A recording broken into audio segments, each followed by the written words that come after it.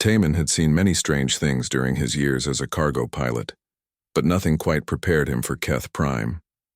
The planet looked like someone had taken Earth's deserts and mountains, painted them in shades of deep purple and crimson, then scattered massive crystal formations across the landscape like broken glass. His ship had limped into the spaceport 3 days ago with a dying engine, and the local mechanics promised it would take at least a week to find the right parts. He did not mind the delay too much. The pay from his last cargo run was good, and the small apartment the Port Authority provided was clean enough. What he did mind was the invitation that arrived on his second day. It was not really an invitation. The VRAC security officer who delivered it made that clear with her tone and the way her clawed hand rested on her weapon. "You will attend the Grand Hunt Festival as representative of humanity," she said. Her translator device rendered her growling voice into flat, emotionless words. "It is cultural exchange, mandatory for all visiting species." Taman tried to explain that he was just a pilot, not a diplomat, but the officer's eyes narrowed in a way that suggested further argument would be unwise. So here he was, sitting in the massive arena they called the Vraxtal, surrounded by creatures that looked like they could tear him apart without much effort. The arena was enormous.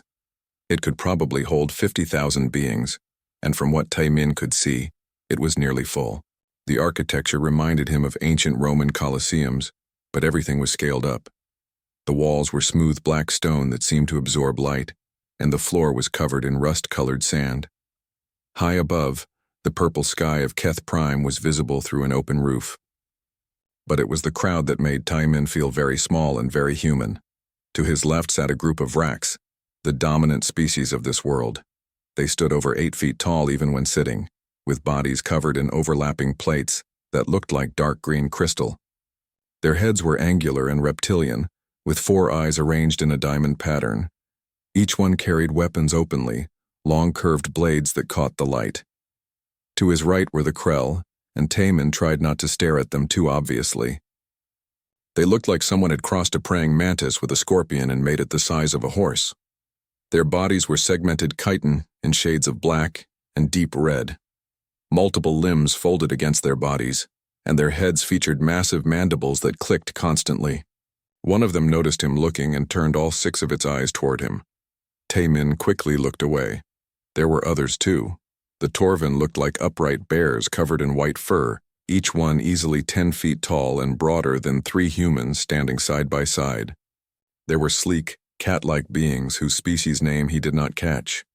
Flying creatures perched in the higher sections, their wings folded. Aquatic species occupied special sealed viewing areas filled with colored liquid. All of them were predators. That much was obvious.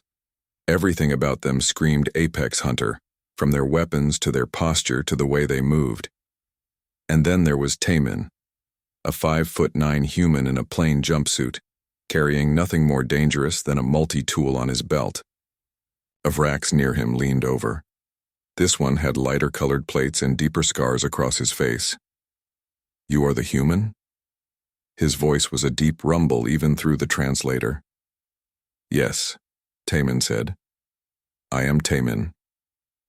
I am Kreth. I have heard of your species. You have no natural weapons, no claws, no venom, no armor. How did you become apex on your world?" There was genuine curiosity in the question, not mockery. Taman had answered this question before. "We are persistent. We work together. We make tools." Kreth made a sound that might have been a laugh. "Tools.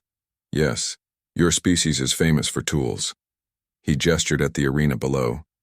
"Today you will see how true hunters prove themselves, without tools, with strength and skill alone." Before Taman could respond, a deep horn sounded across the arena. The crowd fell silent immediately. The sudden quiet was almost frightening. Thousands of predators all focused on the arena floor. A Vrax elder walked out onto the sand. This one was ancient. His crystal plates faded to pale gray, but he moved with absolute authority. His voice, amplified somehow, filled the entire space. "We gather for the Grand Hunt Festival. For 10,000 years we have honored the way of the hunter. Strength, skill, dominance. These are the virtues that separate predator from prey, the strong from the weak. Today, representatives from 47 worlds share their greatest achievements. The ceremony began. One by one, hunters came forward to present trophies and tell stories. A Krell warrior displayed the shell of some massive creature and described a 3-day hunt across a volcanic wasteland. A Torvan showed scars from a battle with an ice serpent the size of a building. The Vraks presented collections of weapons taken from defeated enemies. Taman tried to pay attention, but his mind kept wandering. This was all very impressive, but he could not shake the feeling that something about it was sad. All this focus on individual achievement, on dominance and strength. Where was the cooperation? The community? The stories his grandmother used to tell were about people helping each other, not conquering each other. He was pulled from his thoughts by movement below. Several young Vraks had entered the arena, children by their size, maybe adolescents. They were going to demonstrate hunting techniques against trained prey animals, the elder announced. It was part of their coming-of-age ceremony. Kreth sat up straighter beside him. "My daughter is among them," he said. And for the first time, Taman heard something other than warrior pride in his voice. There was warmth there. Love. The demonstration began. The young Vraks moved with impressive coordination, working together to corner and bring down the released prey animals. The crowd watched with approval. Taman found himself relaxing slightly. At least the young ones still worked as a team. Then it happened. One of the young Vraks, smaller than the others and with plates that still held a bluish tint of youth, was standing on a viewing platform at the arena's edge. She was watching the demonstration intently, leaning forward. Too far forward. Taman saw it before anyone else did. The railing was designed for adults, and she was not tall enough. She was leaning over it, and her center of gravity was wrong. "No," he said quietly. "But sound does not travel fast enough."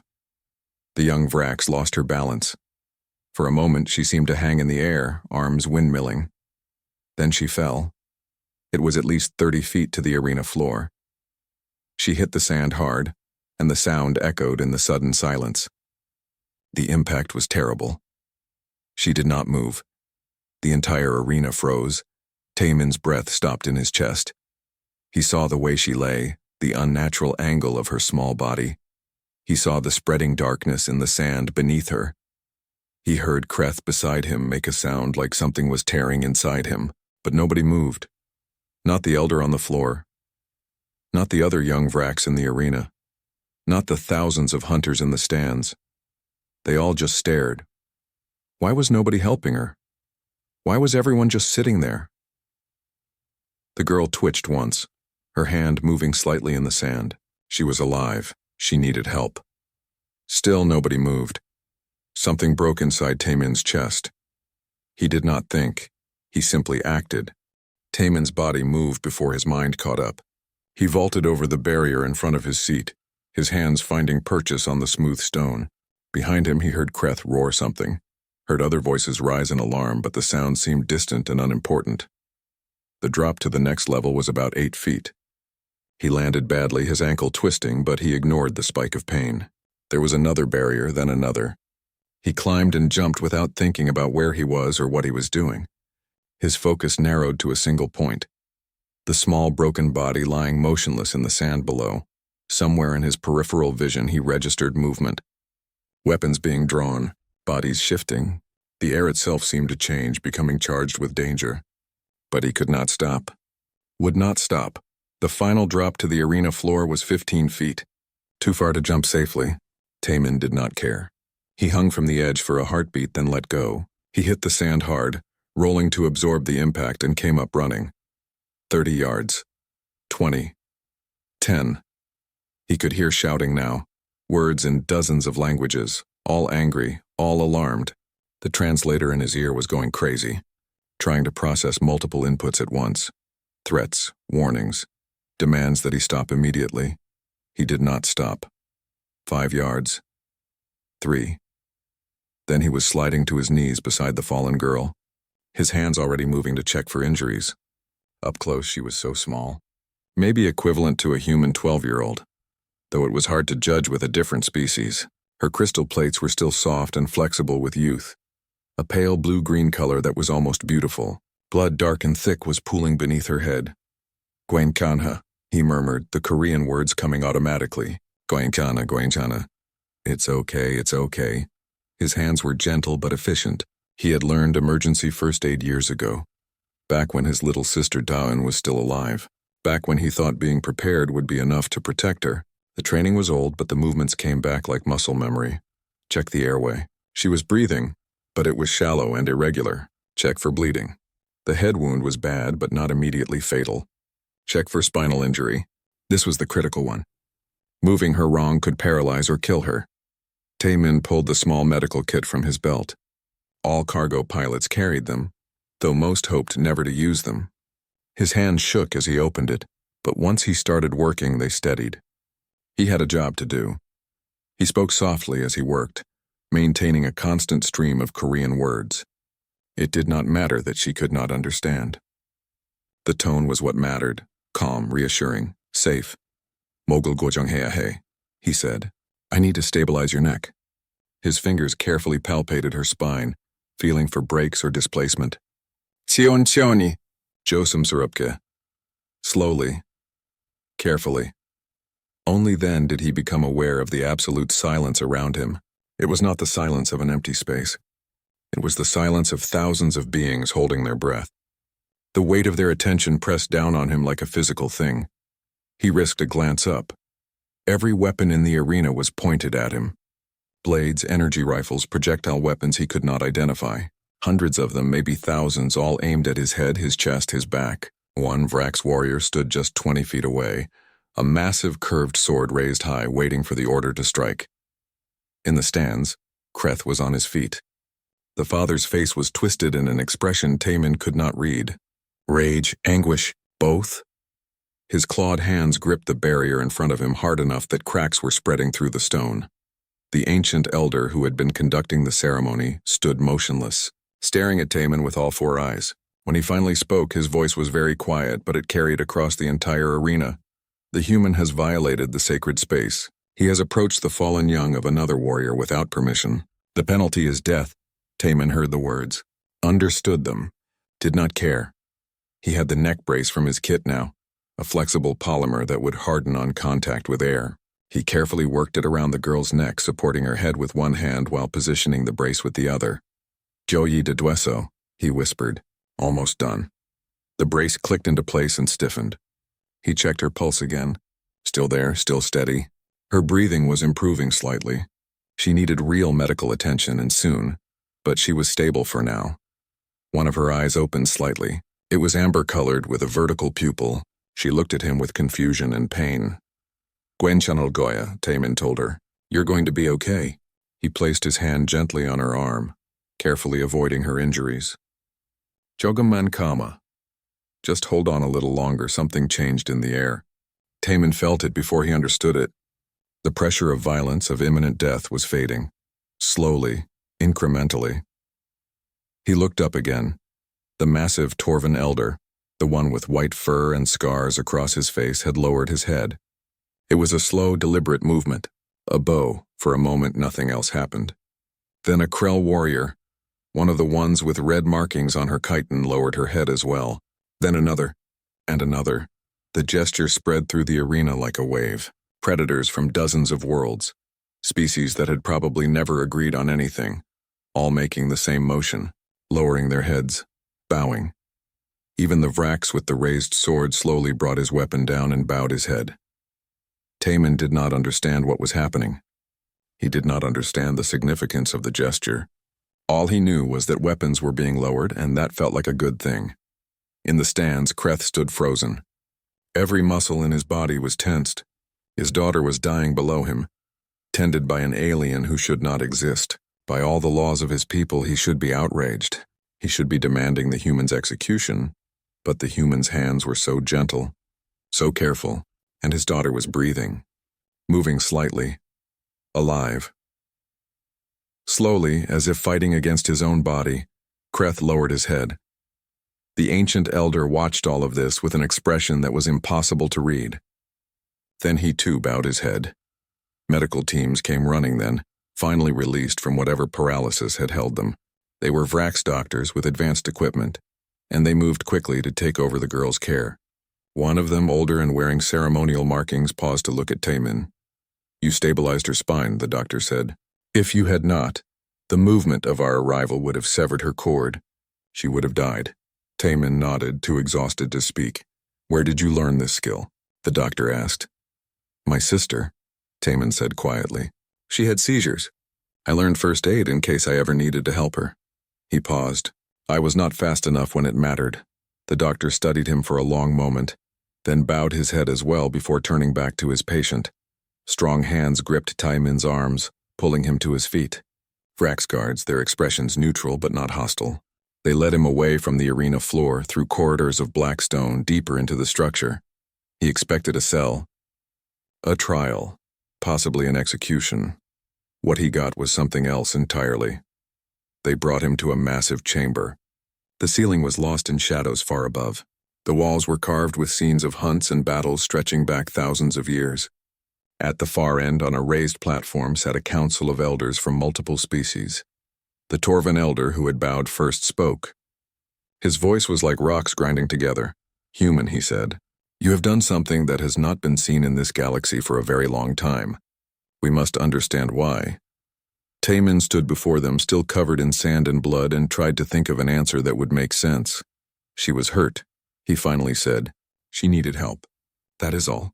The elders looked at each other. Several of them made sounds that might have been laughter or might have been something else. "That is all," the Torvan repeated. "That is everything." The Chamber of Elders was not what Taemin expected. There were no chains, no execution platforms, no instruments of punishment. Instead, there was a strange sense of reverence in the air, as if he had stumbled into a temple rather than a courtroom. The guards who had brought him here stood at attention but not in threatening postures. They seemed confused, uncertain of their role in whatever was happening. The Torvan elder who had spoken before rose from his seat. He was massive, easily 12 feet tall when standing, with fur that had gone silver with age. Scars covered his body, some old and faded, others more recent. He moved slowly down from the platform, and Taemin had to tilt his head back to meet his eyes. "I am Grath," the Torvan said. "I have lived for 230 of your Earth years. I have seen the rise and fall of civilizations. I have witnessed wars that consumed entire star systems. And today I saw something I thought was lost forever." He gestured for Taemin to sit on a bench carved from the same black stone as the walls. Taemin sat, grateful because his legs were shaking from adrenaline crash. Grath lowered himself to the floor nearby, bringing his face closer to Taemin's level. "Tell me, human," Grath said. "Do you know what you did?" "I helped an injured child," Taemin said. The answer seemed obvious. "Yes," Grath agreed. "But do you know what that means to us?" "To them?" He gestured at the other elders. A Vrax female with pale orange plates, a Krell whose chitin was marked with silver. Others from species Taemin did not recognize. "I'm guessing it broke some law," Taemin said carefully. "It did," the Vrax elder said. Her voice was softer than Kreth's had been, but no less authoritative. "You approached the young of another warrior without permission. In our culture, this is grounds for immediate execution. The parent has the right to kill you where you stand." "Then why am I still alive?" Taemin asked. "Because of what happened after," Grath said. "The gesture." The lowering of heads. "Do you know what that means?" Taemin shook his head. "It is recognition," the Vrax elder said, "of something deeper than law, something older." She paused, her 4 eyes studying him intensely. "Tell me, human, on your world, if you saw a child in danger, a child not your own, what would you do?" "Help them," Taemin said immediately. Obviously, she repeated, and there was something like pain in her voice. "For you, it is obvious. For us, it has not been obvious for a very long time." Grath shifted his massive body, settling into a more comfortable position. "Let me tell you a story," he said. "It is ancient history. Before my species became apex predators, before we were the Torvan as you know us now, we were something else, smaller, weaker. We lived in frozen wastelands where survival was difficult." He paused, his eyes distant with memory or imagination. "Back then we lived in packs, large family groups. And we had a law, the most sacred law of all. We called it the first duty. Any adult who saw a fallen cub, any cub had to help. It did not matter whose cub it was. It did not matter if you were hunting, or injured, or in danger yourself. If a cub fell through ice or was attacked by a predator, or was simply lost and crying, you helped. Always. Taman listened, beginning to understand. As we evolved, Grath continued, as we grew larger and stronger and became the dominant species on our world, we lost the first duty. We became solitary, territorial. Each family defended its own and only its own. To approach another's young became an insult, a threat. The old law remained in our sacred texts, but it became just words. History. Nobody believed anyone would ever actually do it again. The Vrax elder spoke again. We have the same story. All of us do. She gestured at the other elders. Every predator species in this room has ancient texts that speak of communal care for young. And every one of us abandoned it as we became apex. It was the price of power. The cost of dominance. Until today, Grath said. Today we saw it again. The first duty, performed without hesitation by a species that should have lost it long ago. Because make no mistake, human, your species are predators. You are apex on your world. You have weapons that can destroy planets. You wage wars across continents. You hunt, you dominate, you conquer. But you never stopped protecting the young, the Vrax elder finished. All young. Not just your own. Taman thought about Earth, about the stories that made the news. Strangers jumping into frozen rivers to save drowning children. Firefighters dying in burning buildings to rescue people they never met. The way his own grandmother would scold any child misbehaving in the market, regardless of whether she knew them, because all children were everyone's responsibility. We are pack animals, he said slowly. We always have been. Even our greatest warriors, our most dangerous soldiers, they fight in units. In teams. We do not have a word for a truly solitary human. Even hermits eventually seek connection. Exactly, Grath said. You are predators who never stopped being prey. You are apex hunters who never forgot how to care for the herd. This should be impossible, yet here you are. A Krell elder spoke for the first time, his clicking mandibles making his translated words sound choppy. This is weakness, inefficient. Resources wasted on young that may not survive anyway. On young that are not your genetic line. Grath turned to look at the Krell and his voice carried a warning. Is it weakness? Humans conquered their world. They achieved space travel. They survive on every continent of their planet and every climate. They adapt to conditions that would kill most species. And they did all of this while carrying their weakness, as you call it. The Krell had no response to that. I have a question, Taman said. All eyes turned to him. When the girl fell, why did nobody move? Her father was right there. The doctors were nearby. Why did everyone just freeze? Silence filled the chamber. It was the Vrax elder who finally answered, and her voice was heavy with something that might have been shame. Because we did not know how, she said. Kreth is a decorated warrior. He has faced death 1,000 times without fear, but in that moment he was paralyzed. His instinct told him to go to his daughter. His culture told him that showing such weakness would dishonor his family. He could not reconcile these things, so he did nothing. We are trained from birth, she continued, to suppress the old instincts, to be strong, independent, to show no vulnerability. When the moment came, when the first duty called to us from our ancient past, we did not know how to answer. We have forgotten the language of protection. But I recognized it, Grath said. I am old enough to have read the sacred text carefully. Old enough to have wondered what we lost. When I saw you run toward that child, when I saw the way you moved, the way you spoke to her so gently while your hands worked to save her, I knew what I was seeing. It was the first duty, performed as it was meant to be, and if I could recognize it, it meant others might as well. That is why you bowed, Taman said. That is why we all bowed, Grath confirmed. It was the only response that made sense. You showed us what we forgot, what we chose to forget. The least we could do was acknowledge it. The Vrax elder stood and approached Taman. Up close she was even more imposing, but her body language was not threatening. Kreth wishes to speak with you, she said. He has invoked the old law. The first duty. You saved his daughter's life at risk to your own without thought of reward or recognition. By our most ancient traditions, he owes you a life debt. I do not want anything from him, Taman said. I just want to know if his daughter is okay. The elder made a sound that might have been a laugh or a sob. Of course you do. Because that is what matters to you. She paused. She will recover fully. The doctors say that without your quick action, she would have died or been permanently paralyzed. You gave her back her life. Relief flooded through Taemin. He had not realized how much tension he was carrying until it released. You may go, Grath said. But know this, human. What happened today will not be forgotten. We have lived 10,000 years as solitary predators, proud of our strength and independence. In one moment, you reminded us what we lost. That reminder will echo. As Taemin was led from the chamber, he heard the elders beginning to argue among themselves, some angry, some thoughtful, some confused. He had started something, though he did not fully understand what. All he knew was that somewhere in this alien complex, a young girl was alive because he had done what any human would do, and apparently that made him extraordinary. 3 days after the incident, Taemin found himself back in the arena. This time it was different. The space was not filled with thousands of hunters. Instead, there were perhaps 200 beings gathered in a smaller section, seated in a rough circle. The atmosphere was less formal than the Grand Hunt Festival, but somehow more intense. These were not spectators. They were students. Taemin was not alone this time. The human delegation had arrived the previous night. Jiwon was a xenobiologist who had spent years studying alien cultures. She was calm and professional, with an easy way of explaining complex ideas. Hyunwoo was a cultural liaison, trained in diplomacy and communication. He had already managed to smooth over several awkward moments with jokes and careful word choices. They sat together on a raised platform, facing the assembled aliens.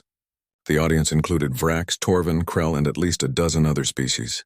Kreth was there, sitting in the front row with his daughter Vessa beside him. The girl's neck was still in a brace, but she looked healthy otherwise.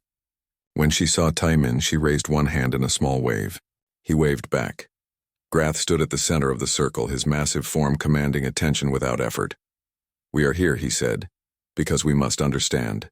The human's action 3 days ago has caused much discussion. Some say it was admirable. Some say it was foolish. Some say it reveals a weakness in humanity that we should exploit. Before we make any judgments, we must first understand what we saw. He turned to the humans. Please, explain yourselves. Jiwon stood first. She had prepared for this, Taemin knew. She had spent the past 3 days in meetings with various alien scholars, gathering information and carefully planning her approach. I will start with biology, she said, because that is the foundation of everything else. Humans evolved as persistence hunters on the plains of Africa. We are not fast. We are not strong compared to many predators. But we have 2 advantages. First, we can run for hours without stopping. We would chase prey until it collapsed from exhaustion. Second, we do not hunt alone. We never hunted alone. She pulled up a holographic display showing primitive humans working together to bring down a large animal. Human success has always depended on cooperation. A single human against a lion will lose. 10 humans with spears and coordination will win. This is fundamental to our species. We survived by working together, and that required certain traits: communication, empathy, the ability to understand what others need and feel, the willingness to sacrifice individual gain for group success. A Krell warrior raised a claw, but many species hunt in packs. This does not explain why you help young that are not your own. You are right, Jiwon said. Pack hunting is common. But most pack hunters have strict hierarchies. Only the alpha breeds. Only the strongest eat first. Humans are different. We share food. We care for injured group members. We raise children communally. She changed the display to show various human cultures. In almost every human society, across all of history, there is a concept of shared responsibility for children. Extended families, villages, communities. There is a saying on Earth, it takes a village to raise a child. This is not metaphor, it is literal truth. Human children require years of care to reach adulthood. No single-parent pair could provide all that is needed. So we all help. All children are our children in a sense. Hyunwoo stood next. Let me give you examples, he said. Real events from Earth, from recorded history. These are all true stories. He pulled up images as he spoke. In 1996, a 3-year-old human child fell into a gorilla enclosure at a zoo. An adult gorilla, a massive predator, approached the unconscious child. All humans watching thought the child would die. Instead, the gorilla gently picked up the child and carried him to the zookeepers. The gorilla protected the child.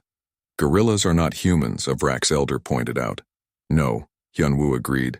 but they are our cousins. They share our evolutionary path, and they retained the same instinct, the same first duty as you call it. He showed another image. In 2007, a human woman in New York jumped in front of a train to save a stranger who had fallen onto the tracks. She survived barely. When asked why she did it, she said she did not think about it. She just moved. Another image. In 1986, a nuclear reactor exploded in a place called Chernobyl. The radiation would kill anyone exposed to it. Hundreds of humans volunteered to go into the reactor to prevent a larger catastrophe. They knew they would die. They went anyway. Why? To protect people they would never meet. Children not yet born. The silence in the arena was absolute, Hyunwoo continued. After earthquakes, tsunamis, floods, fires, humans from around the world sent help. Food, medicine, rescue workers. They fly thousands of miles to dig through rubble looking for survivors in countries they have never visited. They donate money they can barely afford to people they will never meet.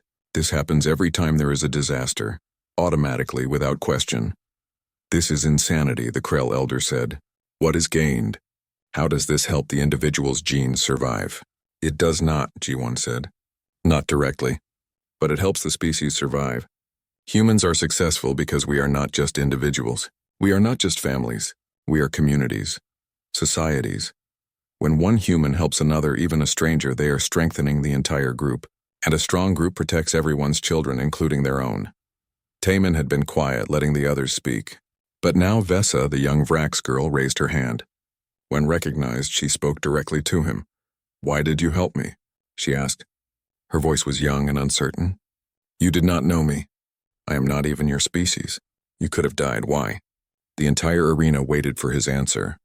Taemin thought about Daeun, his little sister. She had been only 10 when she died. A seizure while he was at school. Their mother found her too late. The doctors said there was nothing anyone could have done, but Taemin never believed that. If he had been there, if he had been faster, if he had known more. I had a sister, he said quietly. She was younger than me. She died when I was 17. I was not there to help her. Since then, whenever I see someone who needs help, I think, what if someone had been there for her? What if someone had done for her what I could not do? He looked at Vesa. When I saw you fall, I did not see a Vrax child. I did not see an alien. I saw a kid who was hurt and scared, and I thought if someone had been there for my sister, I would want them to help. So I helped. That is all. Vesa's eyes were bright with something that might have been tears if Vrax could cry. Kreth placed one large hand gently on his daughter's shoulder. A Torvin in the audience spoke up. But this is not strategic. This does not make humans stronger warriors. How can you conquer if you are always worried about protecting everyone? Who said we want to conquer? Taemin asked. The question seemed to surprise them. Ji-won picked up the thread. Humans have fought many wars. We are capable of great violence. But our longest-lasting civilizations, our most successful societies, are not built on conquest. They are built on cooperation, on laws that protect the weak, on systems that care for those who cannot care for themselves. Our most honored humans are not always our greatest warriors. They are teachers, doctors, people who build and heal rather than destroy. We have a story, Hyunwoo said, about a human named Irina. During a great war, when one group of humans was trying to kill another group, Irina saved children. She would go into dangerous areas, find children whose parents had been killed and smuggle them to safety. She saved thousands of children. She was caught and tortured but never revealed where the children were hidden. She survived the war. And when people called her a hero, she said no. She said the real heroes were the children who stayed quiet while she hid them, who trusted her to save them. He paused. That is what humans value. Not just strength. Not just dominance. We value protection, sacrifice, the willingness to risk everything for those who cannot protect themselves. The Krell elder stood abruptly. I have heard enough. This is weakness dressed up as virtue. If your species spent less time caring for every lost child and more time developing strength, you would be apex predators, not marginal spacefaring primitives. Before anyone could respond, Grath rose to his full height. His voice was not loud, but it carried absolute authority. You are young, he said to the Krell elder, barely 200 years. So let me teach you something. The humans became spacefaring in less than a century of focused effort. They went from primitive flight to interstellar travel faster than any species in recorded history. They did this not despite their cooperation, but because of it. Thousands of humans working together, sharing knowledge, building on each other's discoveries. No single human invented space travel, but humanity as a collective achieved it. He turned to address the entire assembly. The question before us is not whether humans are weak or strong. They are clearly both. The question is whether we are weak or strong. We who forgot the first duty. We who became so focused on individual power that we lost the ability to protect our own young. We saw this 3 days ago. A child fell and warriors froze. Parents hesitated. Only the human moved. A young Vrax warrior stood. Taemin recognized her from the festival. She had been one of the ones performing the demonstration. 2 weeks after the incident, Taemin was sitting in a small garden behind the visitors' complex when Kreth found him. The Vrax warrior moved quietly for his size, but Taemin had gotten better at sensing the alien's presence. Something about the way they displaced air, or maybe just experience. May I sit? Kreth asked. Taemin gestured to the bench beside him. It was designed for Vrax proportions, so Kreth fit comfortably while Taemin's feet barely touched the ground. They sat in silence for a while, watching the purple sky fade to deep violet as Keth Prime's sun set. Vesa asks about you every day, Kreth finally said. She wants to know when she can see the human again. She can visit whenever she wants, Taemin said. I am not going anywhere. My ship repairs are taking longer than expected. That is because I asked the mechanics to slow down, Kreth admitted. When Taemin looked at him in surprise, the warrior's expression might have been embarrassment. I am not ready for you to leave. None of us are. There is too much we do not understand yet. What do you want to understand? Kreth was quiet for a long moment. When he spoke, his voice was softer than Taemin had ever heard it. I froze, he said. My daughter was dying and I froze. I have faced death 100 times. I have fought enemies that would terrify most warriors. But when Vesa fell, I could not move. Do you know why? Your culture, Taemin said. The conflict between what you felt and what you were taught to be. Yes and no. Kreth flexed his claws, watching them catch the fading light. It was more than culture. It was fear. Not of death. Not of injury. Fear of being seen as weak. Fear that if I showed how much I cared, if I ran to her like I wanted to, I would lose respect, status, everything I have built. But she is your daughter, Taemin said. Exactly. Kreth's voice was bitter. She is my daughter, and I almost let her die because I cared more about what others thought than about her life. What kind of father does that make me? Taemin did not have an answer. He just listened. I have spent the past 2 weeks watching you with her, Kreth continued. When you visit the medical center, the way you talk to her, play simple games, bring her things from the human quarters that you think might interest her.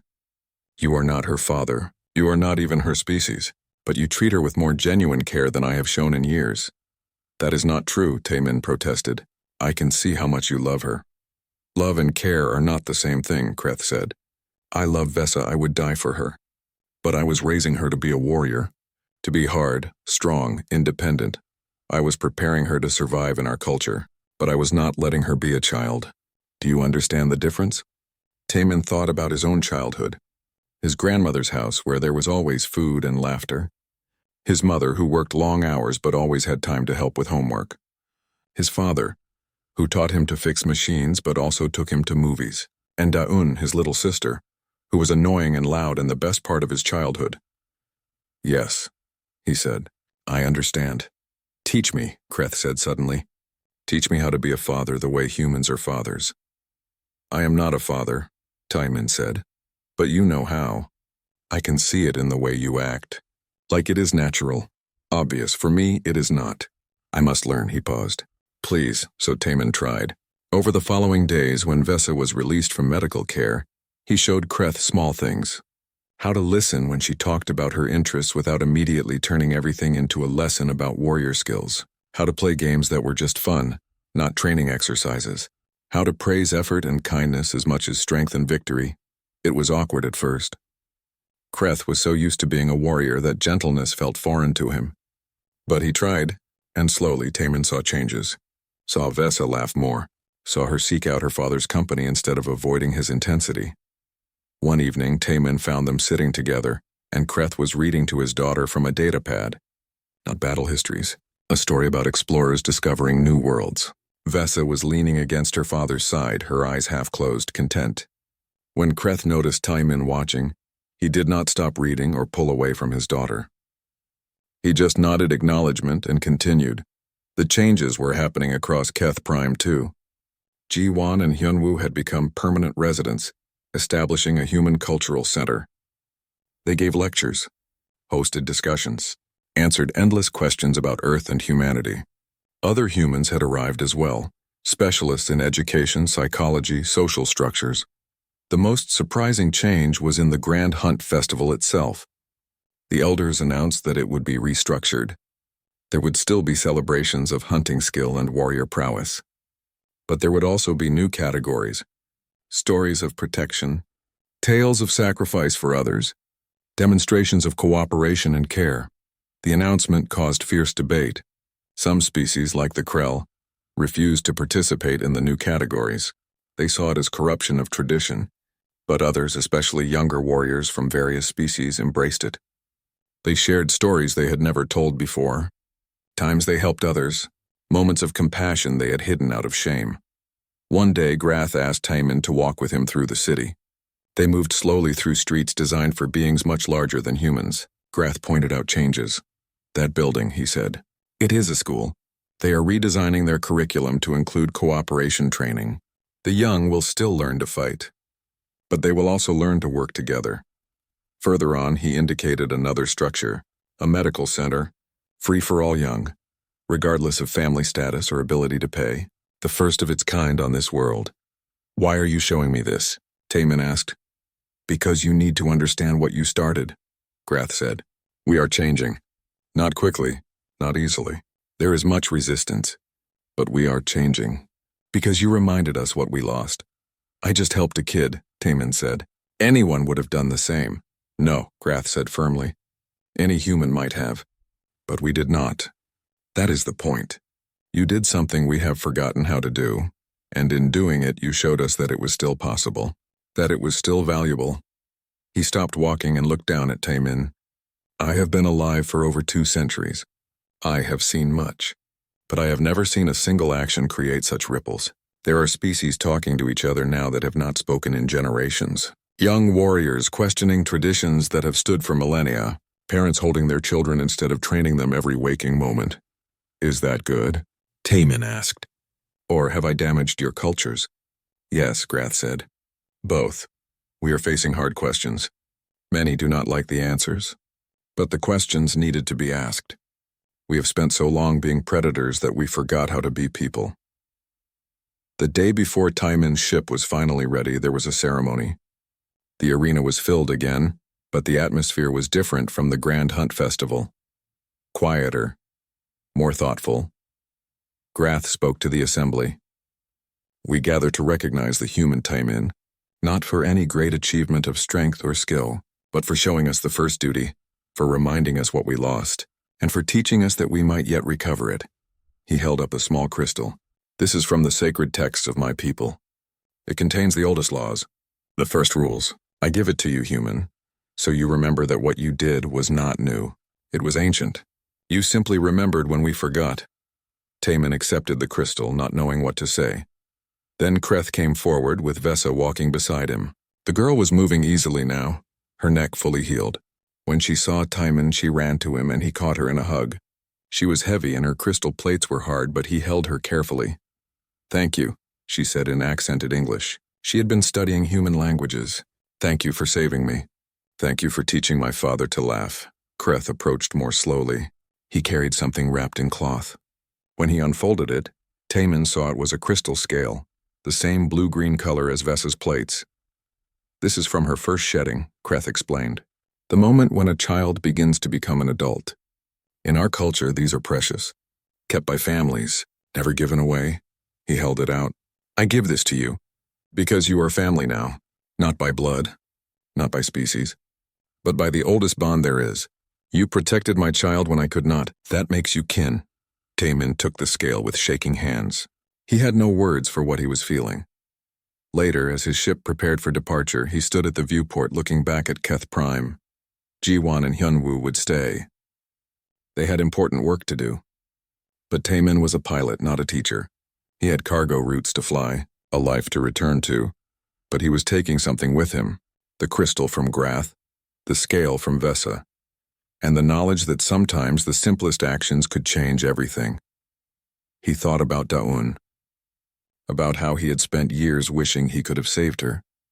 He had not been able to, but he had saved Vesa, and in doing so he had somehow started something larger than himself. Maybe that was enough. Maybe that was what mattered, not the pain you could not prevent, but the pain you chose to ease when you had the chance. In a galaxy full of predators, humanity had kept something precious. Not because they were better or stronger or smarter, but because they remembered. They remembered that before they were apex hunters, they were children, playing in the dirt. They were families sharing food. They were communities raising young together,